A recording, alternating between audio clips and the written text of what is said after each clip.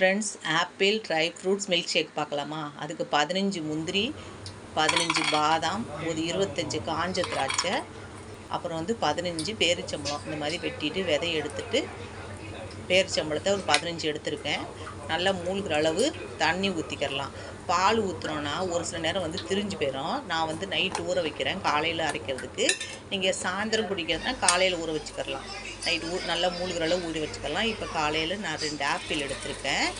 Apple எடுத்து நல்லா தோல்ச்சி வெட்டி வச்சுக்கலாம். இப்போ பாருங்கள் நல்லா ஊறி இருக்குது. அந்த தண்ணியோடு ஊற்றிக்கிறலாம். ஆப்பிளை வெட்டி போட்டு அதே தண்ணியில் நல்லா அரைச்சி எடுத்துக்கலாம். இப்போ தேவையான பால் ஊற்றிக்கிறலாம்.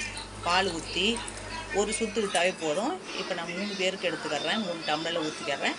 நான் கொஞ்சம் தேன் ஊற்றிருக்கேன். தேன் இல்லாட்டி கூட பரவாயில்ல. இது மாதிரி ரொம்ப சத்து ஃப்ரெண்ட்ஸ். பசங்களுக்கு கொடுக்கலாம். முக்கியமாக பெண்கள் இந்த இடுப்பு வலி கால் வலி உள்ளவங்க குடிக்கலாம். நாங்கள் இதான் காலையில் குடிக்க போகிறோம். பாய்.